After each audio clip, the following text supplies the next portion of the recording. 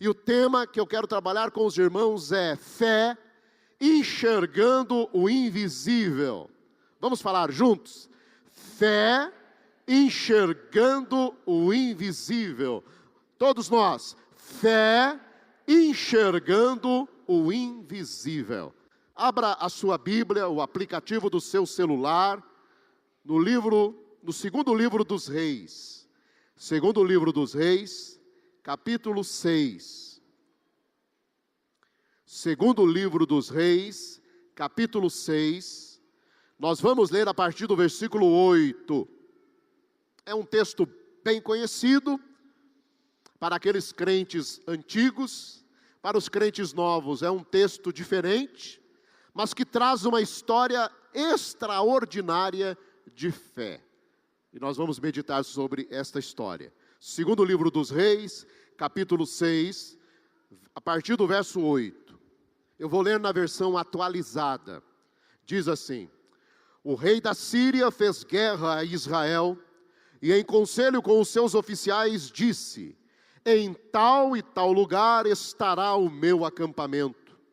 Mas o homem de Deus, e esse homem de Deus se chamava Eliseu, mandou dizer ao rei de Israel: guarda-te de passares por tal lugar, porque os sírios estão descendo para ali.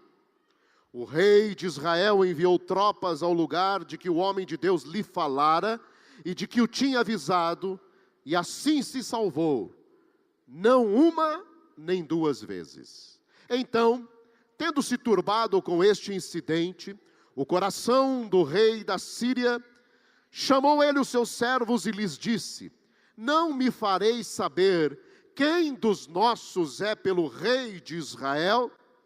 Numa palavra atual, não me fareis saber quem dos nossos é o delator?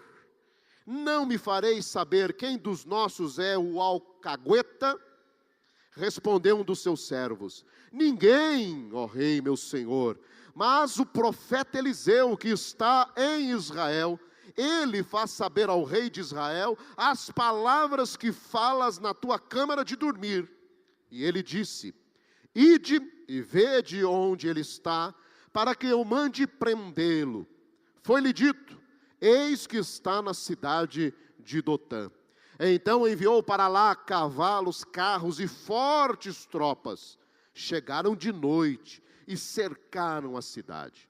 Tendo levantado muito cedo o moço do homem de Deus e saído, eis que tropas, cavalos e carros haviam cercado a cidade. Então o seu moço lhe disse: ai, meu senhor, que faremos? Vamos falar essa frase todos juntos? Ai, meu senhor, que faremos? Vamos lá? Ai, meu senhor, que faremos? Ele respondeu: não temas, porque mais são os que estão conosco do que os que estão com eles. Aleluia. Vamos dizer essa frase todos juntos? Não temas, porque mais são os que estão conosco do que os que estão com eles. Orou Eliseu e disse: Senhor, peço-te que lhes abras os olhos para que veja. O Senhor abriu os olhos do moço e ele viu que o monte estava cheio de cavalos e carros de fogo ao redor de Eliseu. E como desceram contra ele, orou Eliseu ao Senhor e disse: fere, peço-te, esta gente de cegueira. Feriu-a de cegueira conforme a palavra de Eliseu. Então Eliseu lhes disse: não é este o caminho, nem esta cidade. Segui-me e guiar-vos-ei ao homem que buscais. E os guiou a Samaria. Tendo eles chegado a Samaria, disse Eliseu: ó Senhor, abre os olhos destes homens para que vejam. Abriu-lhes o Senhor os olhos e viram, e eis que estavam no meio de Samaria. Quando o rei de Israel os viu, perguntou Eliseu: feri-los-ei, meu pai? E respondeu ele: não os ferirás. Fere aqueles que fizeres prisioneiros com a tua espada e o teu arco. Porém a estes manda pôr-lhes diante pão e água, para que comam e bebam e tornem ao seu senhor. Ofereceu-lhes o rei grande banquete. Comeram e beberam. despediu-os e foram para seu senhor. E da parte da Síria não houve mais investidas na terra de Israel.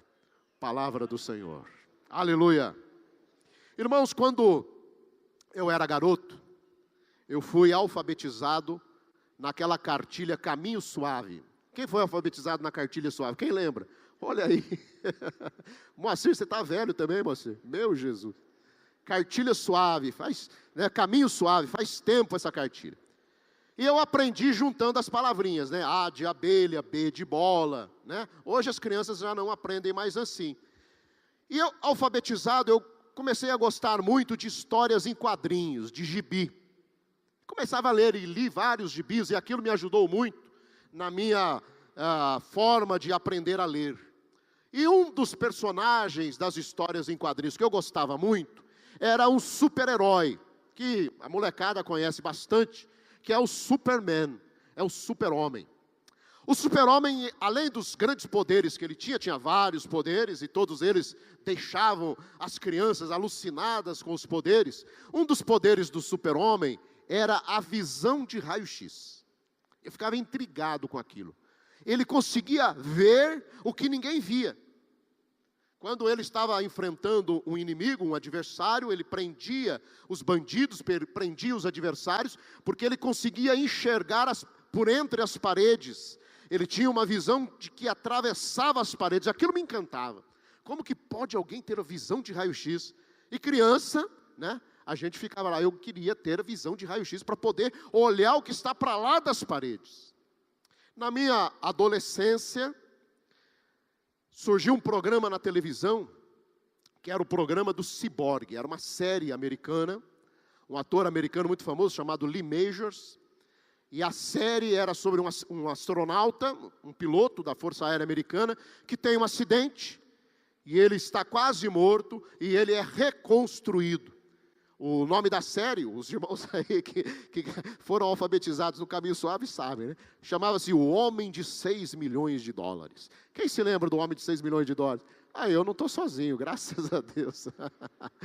O Homem de 6 milhões de dólares. Aliás, 6 milhões de dólares hoje não é nada, mas naquele tempo, 6 milhões de dólares. E ele tinha um olho biônico. E o Homem de 6 milhões de dólares, além de ser reconstruído, era um ciborgue, tinha velocidade, tinha força, ele tinha um olho biônico. E o olho biônico do Homem de 6 milhões de dólares enxergava grandes distâncias, algo que o olho humano não conseguia ver. Na série de TV, o olho biônico do Homem de 6 milhões de dólares enxergava lá longe. É interessante porque esta sempre foi uma das grandes curiosidades do ser humano. A primeira curiosidade é voar. O homem sempre quis voar. Aliás, há uma lenda grega, a lenda de Ícaro, né, que quis voar e acabou morrendo. Segundo, o homem quis sempre poder respirar debaixo d'água. E a terceira, os seres humanos sempre quiseram enxergar além das barreiras físicas, ou seja, enxergar para além. Essa sempre foi um desejo humano. E nós sabemos que isto é impossível para nós, seres humanos mortais. Nós não temos a habilidade de enxergar para além das paredes. Nós não temos olho biônico que nos vai fazer ver grandes distâncias, observar grandes distâncias. Mas o texto que nós lemos, irmãos, ele nos traz uma história belíssima, maravilhosa, de alguém que conseguiu enxergar o que ninguém via. De alguém que vê o que ninguém enxergava. Conseguiu enxergar o invisível. E este texto nos relata que o reino de Israel vivia um dos momentos mais críticos da sua história. O reino de Israel estava em guerra com o reino da Síria. E o rei da Síria, conversando com os seus generais, disse o seguinte: eu vou montar o meu acampamento em tal local e eu vou pegar de surpresa o rei de Israel quando ele passar. Havia uma inimizade entre as duas nações, uma batalha entre as duas nações. Só que Deus revelava para Eliseu Eliseu estava lá longe, o rei da Síria estava em Damasco. Damasco ficava lá em cima, e Eliseu morava em Dotã. Dotã era uma cidade próxima de Samaria. Samaria era a capital do reino de Israel. E lá em Dotã, Deus revelava para Eliseu: Eliseu, o rei da Síria vai montar um acampamento em tal lugar. E Eliseu ia lá, era uma espécie de X9 de Deus, né? Ele ia lá e entregava para o rei de Israel, e falava para o rei de Israel: não passe naquele caminho, porque o rei da Síria vai passar por ali. E nos diz o texto bíblico, irmãos, que isso não aconteceu nem uma, nem duas vezes. Algumas vezes isto aconteceu. E o rei da Síria ficou muito bravo: alguém está contra mim, alguém está me delatando, alguém está me entregando para o rei de Israel. E alguém chegou para o rei da Síria e disse: não, meu rei, não tem nenhum X9 não, não tem nenhum alcagueta não, não tem nenhum delator, é o homem de Deus que está lá em Dotã. Ele sim, Deus revela para ele no quarto de dormir o que o Senhor pensa na sua casa. Olha como é o agir de Deus. Deus revela para ele. O rei ficou furioso: eu vou pegar este homem, eu vou prender este tal de Eliseu. E o rei então arma os seus carros, os seus cavalos, um grande exército, nos diz o texto da palavra do Senhor.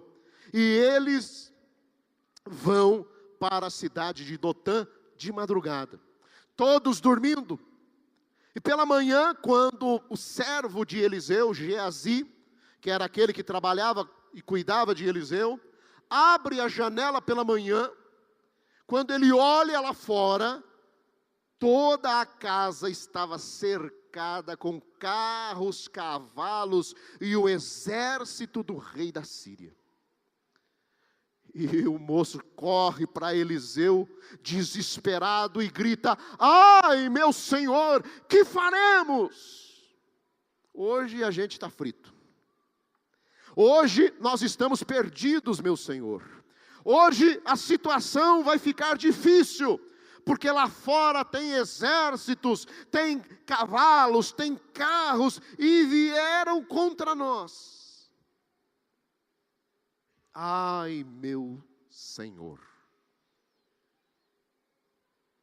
Irmãos, atualizando isso para hoje, quantas vezes nós estamos dizendo também para Deus, ou dizemos para a nossa esposa, para o nosso esposo, para um conhecido nosso, diante de uma tribulação, diante de uma luta, nós dizemos: ai, meu Senhor, que faremos?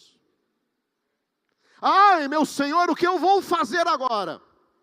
Principalmente quando o adversário, quando o inimigo se levanta contra nós, e ele vem destruir a nossa paz, ele vem destruir a nossa casa, ele vem roubar, matar e destruir, se levanta contra a sua vida, e você grita: ai, meu Senhor, que faremos? Talvez você se encontre numa situação semelhante. Talvez problemas, lutas, dificuldades e adversidades se levantam contra você. Você tem sido fiel ao Senhor, você ora, você busca o Senhor, você jejua, você lê a palavra, você está aos pés do Senhor, mas mesmo assim as lutas vêm, mesmo assim os problemas chegam na tua vida. Talvez no teu trabalho, talvez na escola, em casa, em alguma situação essas coisas acontecem. E talvez você veio aqui hoje e disse para o seu marido: marido, o que faremos amanhã? Talvez você disse para a sua esposa: querida, o que faremos amanhã? Ai, meu Senhor, o que faremos? Mas irmãos, Eliseu, o profeta, olha para Geazi, o seu servo, e diz para ele: Geazi, não temas. Aleluia. Não temas. Irmãos, a palavra não temas é uma das palavras mais lindas da Bíblia. E Jesus usa a palavra não temas várias vezes no seu ministério no Novo Testamento. Jesus se aproxima das pessoas que estão sofrendo, chorando, que perderam entes queridos, que perderam filhos, e diz: não temas. E Eliseu, um prenúncio da obra de Cristo, diz para Geazi: não temas, porque maior é o que está conosco. Aleluia. Maior é o que está conosco, Geazi, do que aquele que está com todos eles lá fora. O nosso Deus é maior, o nosso Senhor é maior. Aleluia.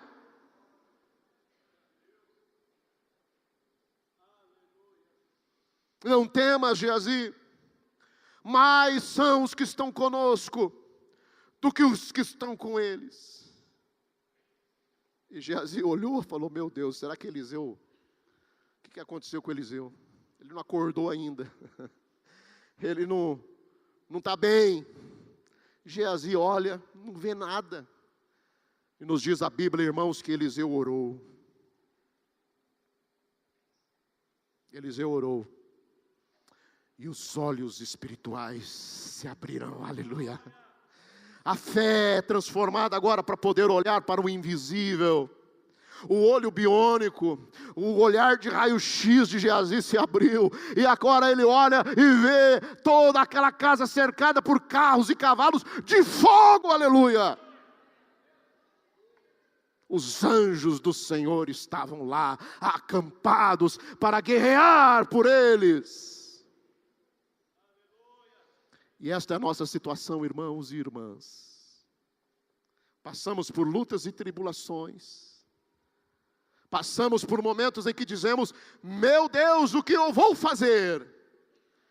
Mas o Senhor nos diz nessa noite: não temas, porque maior são aqueles que estão conosco. Aleluia.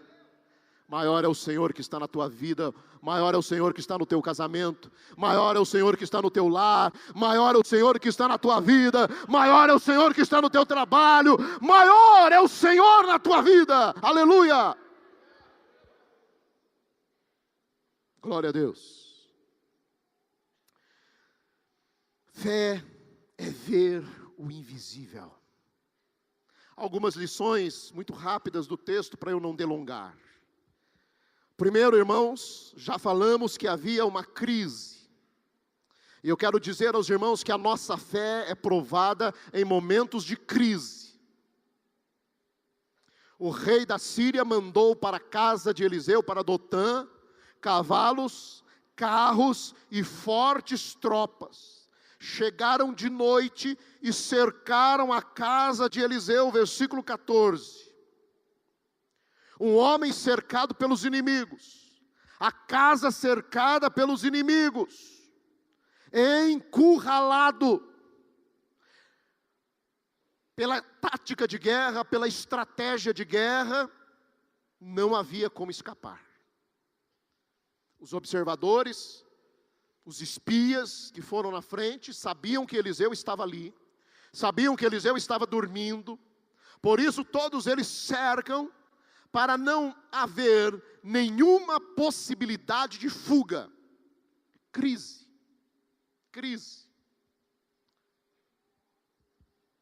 E muitas vezes, como eu disse, isso acontece conosco.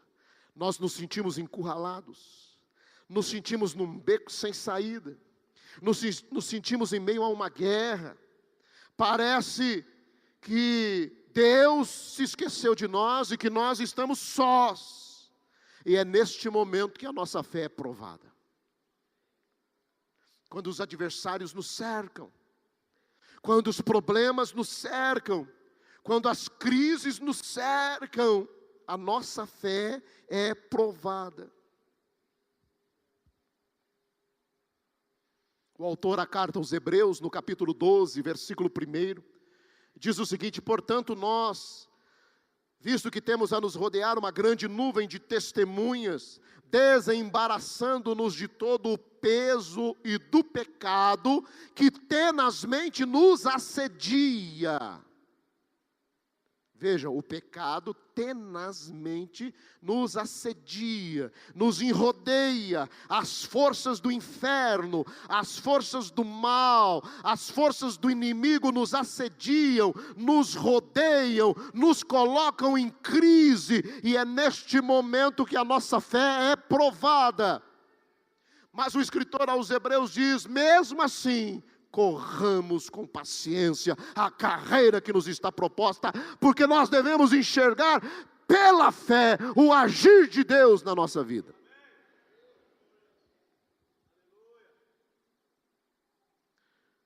Sede sóbrios, vigilantes. O diabo, vosso adversário, anda em derredor de vocês como leão que ruge procurando alguém para devorar. Pedro escreve na sua primeira epístola, capítulo 5, verso 8. O diabo, nosso adversário, anda ferozmente como um leão ao nosso derredor, nos assediando, nos rodeando, pronto para nos devorar. Crise. O exército da Síria cerca, assedia, rodeia a casa de Eliseu. Crise. Pecados que nos cercam, problemas que nos afligem, familiares, emocionais, econômicos, financeiros, saúde. Momento pode ser dramático na nossa vida, momento difícil. Estamos cercados, encurralados, sem saída, e o inimigo em nossa volta querendo nos devorar. É aí que a nossa fé é provada.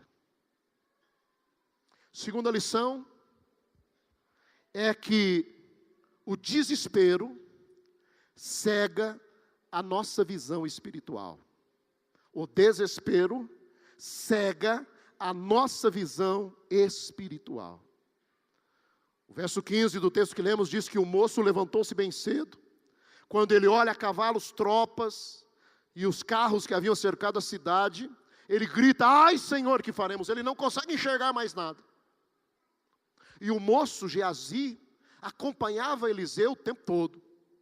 Se você ler um pouquinho antes, no capítulo 6, Eliseu realiza um milagre extraordinário, quando os profetas que habitavam aquela região junto com Eliseu, resolvem fazer uma ampliação no acampamento em que eles estavam. E eles vão então para a floresta cortar árvores, para fazer a ampliação do acampamento. E enquanto um daqueles profetas estava cortando uma árvore, sucedeu que o machado caiu na água. Machado é ferro fundido, é ferro puro. Machado caiu no rio, obviamente, foi ao fundo. Nos diz o texto bíblico que quando o machado caiu, aquele que perdeu o machado gritou: ai meu Senhor, era emprestado, e agora? E o homem de Deus diz: aonde caiu, mostra para mim. E Geazi estava junto com Eliseu. E nos diz o texto bíblico, irmãos, que Eliseu orou, pegou um pau, jogou na água, e imediatamente o machado de ferro fundido flutuou. Aleluia, aleluia. Geazi tinha visto o milagre. Não há um registro de um milagre como esse. Um ferro fundido boiar como se fosse um isopor. Milagre de Deus. E Geazi tinha visto. Mas agora, cercado pelos adversários, cercado pelos inimigos, Geazi não consegue enxergar mais nada. Vem o desespero. E o desespero cega a nossa visão espiritual. É na luta, meu irmão e minha irmã, que o desespero bate na nossa vida e a gente vai sucumbindo, porque não conseguimos enxergar uma saída. E o desespero vai nos tirando a paz, nos tirando a graça, e entramos em frustrações, entramos em depressão, entramos em estado de derrota. Por quê? deixamos o desespero tomar conta da nossa vida. Cuidado, o desespero cega a nossa visão espiritual. Terceira lição: embora os nossos inimigos estejam ao nosso derredor querendo nos devorar, crise, embora o desespero cegue a nossa visão espiritual, Deus sempre está presente. Diga amém.